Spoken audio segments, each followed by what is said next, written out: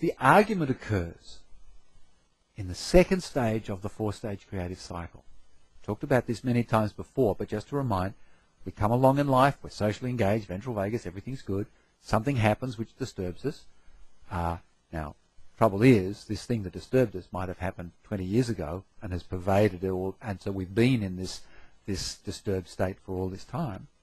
But we get the new information, and then we get the incubation, trying to figure it out, trying to find meaning, make meaning. We need some breakthrough.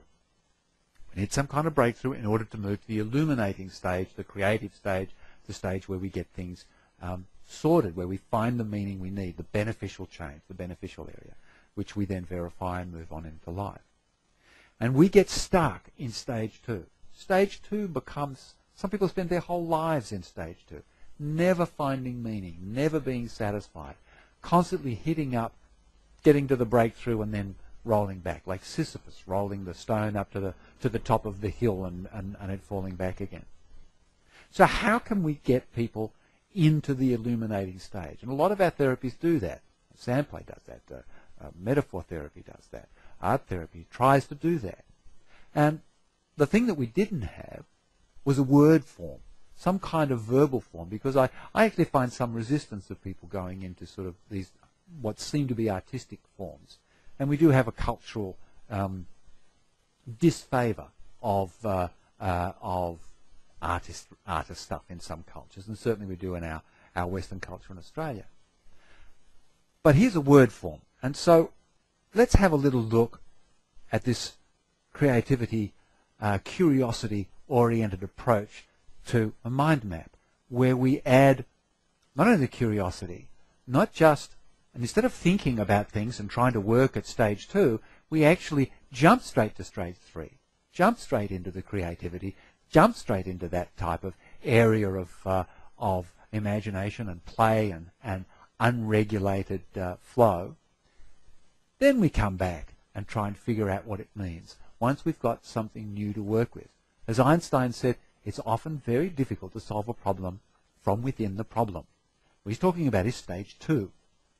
So instead of trying to solve the problem within stage 2, can we get into stage 3 in some form so that we can then look back on stage 2 and perhaps then get the realization of the breakthrough that can have led to that? Have a look at this. Arbitrary mind maps, a wonderful therapy, again with a whiteboard, again with an interactive creative participation between therapist and client. So for now, this is a quick demonstration of arbitrary mind maps. I haven't got time to do a full demonstration. You might find one of those recorded on my website, richardhill.com.au. I did to Asosha some years ago. But this is giving you an idea of what it's like. Now, as you remember from what the other Richard, was saying about the four-stage creative cycle, it's in that third stage, once we get past the sort of the breakthrough point, that we then really enter curiosity and creativity, and things start to grow and expand. And it's getting stuck in that second stage. And a lot of what gets us stuck in the second stage is our logic, is our rationale, is our perhaps our desire for curiosity, but only to a point, not necessarily curious to the point of actually leaping into the void, leaping into a place where we get out of the comfort zone. So what the arbitrary mind map is designed to do is to take you out of the comfort zone. Now, straight away, and get you straight into the creativity.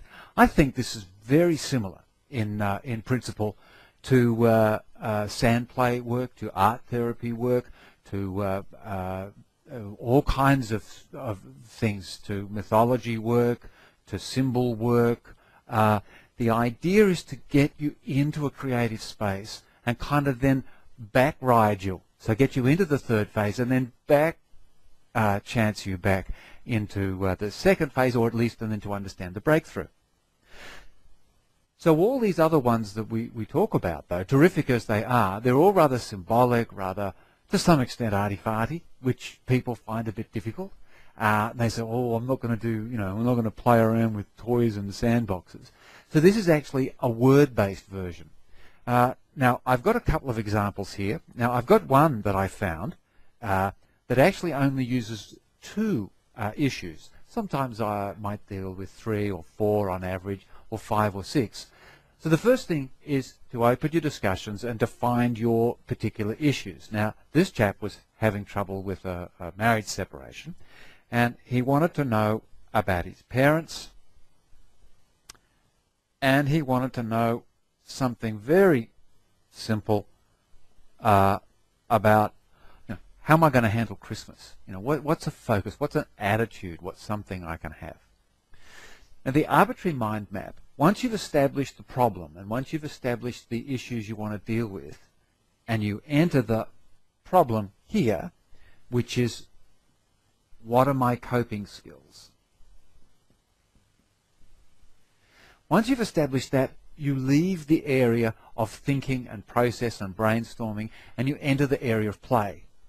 And remember that wonderful thing Panksepp said, that play takes you to where your emotions don't know, where you have no knowledge of your emotions, because it's unregulated and you're dependent upon the system to self-organize, the self-organizing system, in the assumption that you're going to self-organize towards a beneficial outcome, which you will do when you're in a safe environment, which is what you're in this in the clinical situation.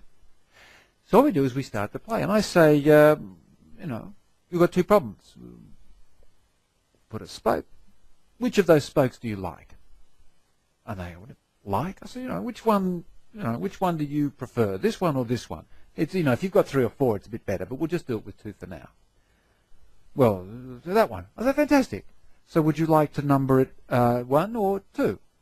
And you usually play around with them because they might say, oh, number 2. I say, oh, okay, well, let's not. Let's number it 1.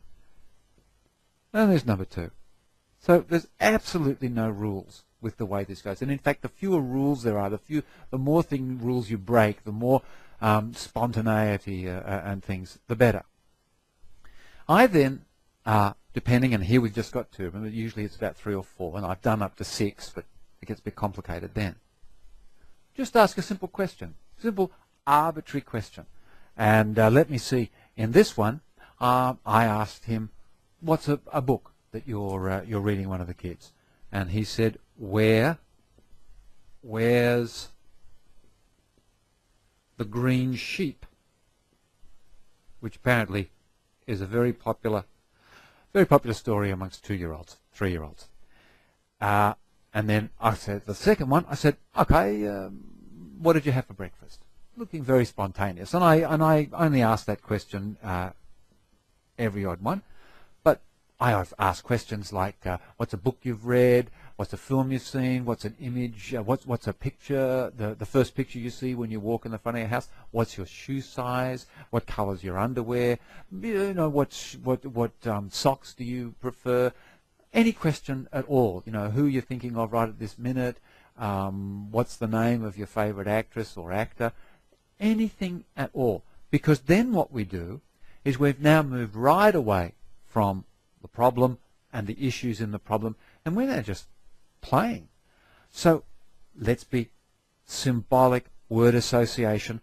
And I say to the client, so what do you think of when you think of just where's the green sheep? Now I'll just use his examples. He put a few things, and I write everything. I mean, one of the things he said was, oh, I don't know. So I wrote it down. Because this is a creative exercise, and we're not looking for right or wrong, or good or bad. He said happiness. He said play. He played around. What's this? Innocence is. I'm just reading off my notes from before. He said innocence. And he said, and I said, anything more? He said, no, that's about it. Okay, fine. All right. Now, actually, what he said was something else. After he said that, he said, well, it's pretty basic, but it's not basic. It's down to earth. It's a simple pleasure. So I wrote all that down. I went here, basic, not basic, and I wrote it all down to earth, etc., etc.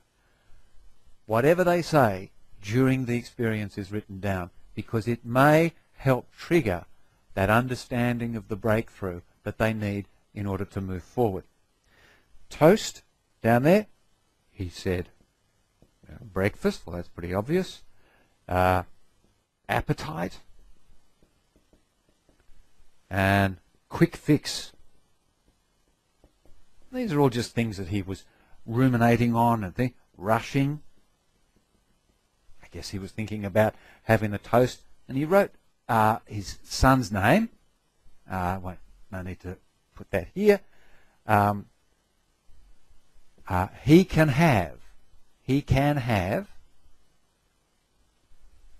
because it's gluten-free. So there's issues with his son's diet. Now, you notice I do different spokes, and sometimes I do them extending. That's my arbitrary contribution to the process. Remember, in the curiosity approach, this is a two-way thing. This is the client and the therapist working together to create something, because it's by adding the therapist into the experience that the client enables themselves to break through and find the breakthrough. And that's the intention anyway. So what we now do, once we've got to here, is we then say, okay, that was terrific, that was good fun, and usually there's some laughter and there's some mucking around, and I try and make it fun, as we so often do when we're doing some of these symbolic or non-logical therapies. I say, okay, now what we're going to do is we're going to relate everything back to the issues and the question. So just to give you an idea of what it's like, we talk to him like this, and we share the conversation. He brings in some, I bring in some. Number one, we're talking about the parents. How do I cope with the parents? And I think he's talking about his ex-wife's parents. And look at these things. Dunno. That's one of the first things he needs to realize, is that he doesn't know how to. Now, this particular chap is very organized, very methodical, very in control. And here he was giving him this inspiration. These are quite, every time I do these, there's literal, very determined, focal, literal responses. But dunno, really important. But it's about happiness. The way he needs to cope with the parents, the way he cope with the difficulty, is to be happy, meaning to express himself, to be a part of his own expression. Don't change himself. Don't be different. Be happy. As long as we're expressing ourselves and influencing the world, we can feel happy, even if we're not, as a lovely friend of mine in the acting profession used to say, he said, I'm happy. I'm not happy, but I'm happy. Play, innocence. This is all the stuff that he was, and that lovely long sentence he said, it's basic, but it's not basic. It's down to earth. It's a simple pleasure. And he just sat there and went, yeah. It's down to earth. It's not down to earth. It's simple. I've just got to keep it simple. What I'm doing is I'm trying to win them over or convince them. And he was then running through. He was now creating. He'd made the breakthrough. He was no longer in stage 2 going, oh, I don't know how to deal with them. How can I cope? He's going, that's a really good way to cope. To just remember to keep it simple, that it's sort of down to earth.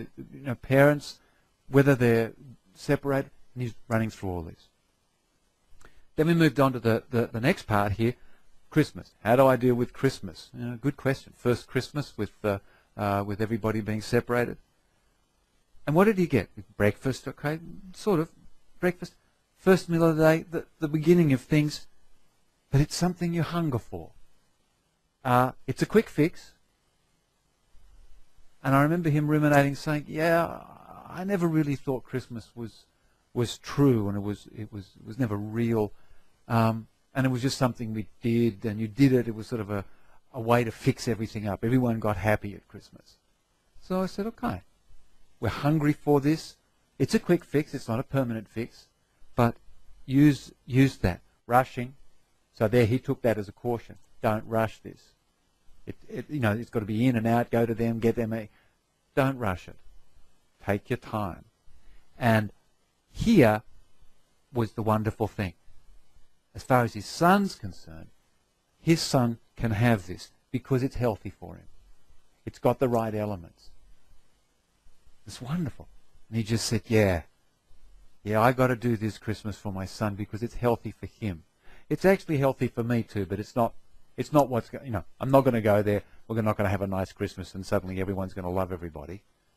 So it's a quick fix, it's a short-term fix, but it'll be good for my son. And he was calm about this experience. And he got this, and he came to these realizations because he thought about what book he was reading his kids, and he thought about what he had for breakfast, which was toast. And then used those metaphors and used those similes and analogies to go back and relate backwards to his reality and to his truth, the skill he needed to enhance, the issues that he needed, the relationship was with, and some specific ideas from which to create with. And this very logical, rational guy who just, was very resistant to this at first. This is why we only did 2 instead of the usual 3 or 4. He just said, gee, that was pretty good. Can we do some more of those? We'll do some more, which we did. And he found it a very productive way for him. He said, he admitted to me that he just found some of the other, couldn't really get into some of the other more, what he's termed esoteric things, sand play and art therapy. I mean, they're not really, but he just found that difficult. But this word picture process, that's what he could manage. So ladies and gentlemen, there's a little run through, little introduction into mind maps, arbitrary mind maps, which have emerged out of having a curiosity approach. How can I get people? I wonder how I can get people into the 3rd stage. And it was staring me all in the face because I went off and I don't know what triggered it. It wasn't a logical thought. It was a symbolically stimulated thought. I thought, my goodness, that's what we do with so many of our wonderful therapies like sand play, like art, like symbolic work. And all I've done is just have invented a word form, a word play in which you can overcome the barrier of the breakthrough, the barrier of the edge of stage 2.